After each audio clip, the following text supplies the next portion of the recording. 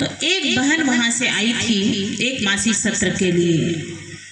तो बहन के नाम तो मुझे अभी याद नहीं है, पर 35 साल से ज़्यादा की नहीं थी, वो यंग थी।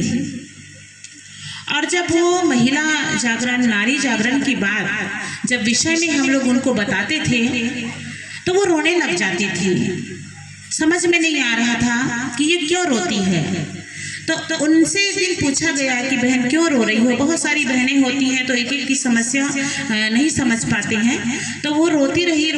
फिर एक दिन हम उनको पूछे कि क्यों रोती हैं आप, तो वो आ करके बताने लगी कि जो आपदा आई 2013 में, तो मेरे आंखों के सामने मेरी बूढ़ी सास जो वृद्ध हो चुकी थी, मेरे पति और मेरे दोनों बच्चे मेरे ही सामने जब धड़धड़ा के सब गिरे और बहते चले गए। और मैं ही क्यों, मैं मात्र 1 साल से गायत्री मंत्र जप करती थी, न मैं शांति कुंज देखी थी, न मैं गुरुदेव माता जी को देखी, न मैं किसी को नहीं, बस मुझे कहीं से अखंड ज्योति मिला और उसी को पढ़ती थी। और 1 साल से गायत्री महामंत्र का मैं जप कर रही थी।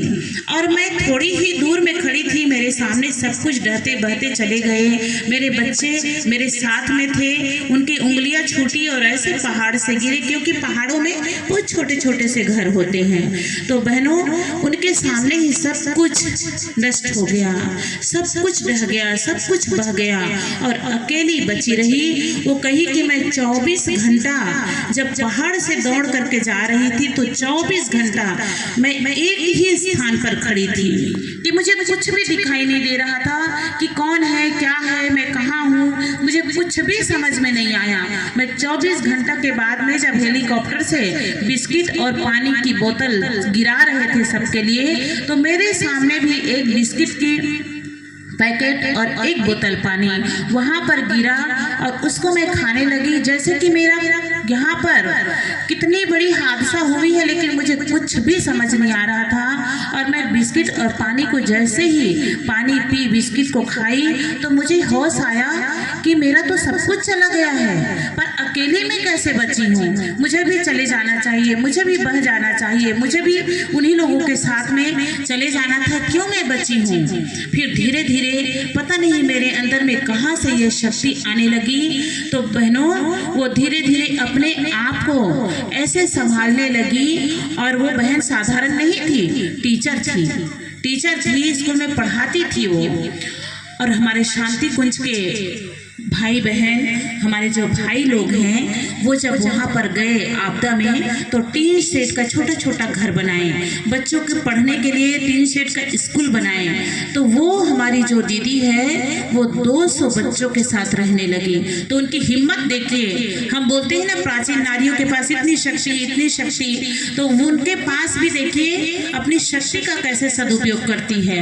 बोली कि दीदी, मेरे तो 2 बच्चे बह के चले गए, लेकिन मैं आज 200 माँ की बच्चे बनकर के मैं बच्चों के बीच में रहती हूँ। सोचिए उनकी ताकत, उनकी हिम्मत। ऐसे ही नारियों की जरूरत है।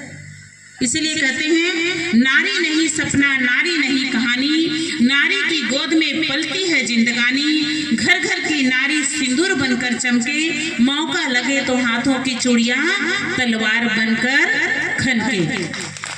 कि नारी हर जगह अपनी बुद्धि, विवेक, उनके अंदर में जो स्नेह है, प्यार है, बुद्धि है, विवेक है, उनके इस्तेमाल कर लेती हैं।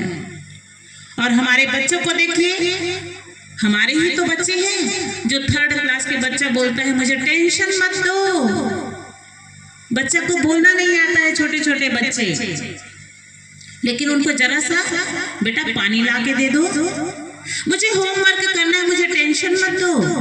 कहाँ से सीखता है वो बच्चा? हमसे ही तो सीखता है। इसलिए घर का वातावरण नारी को बनाना चाहिए।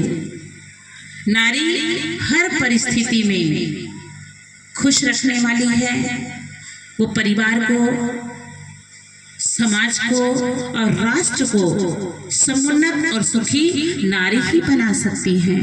इसीलिए सभी बहनों से निवेदन करती हूँ, क्योंकि हमारी कल आदरणीय शेफाली जी आएंगी, तो नारी जागरण के ही विषय है दीदी का, तो वो नारी जागरण के बारे में बताएंगी, इसलिए मैं ज़्यादा नहीं बताऊंगी।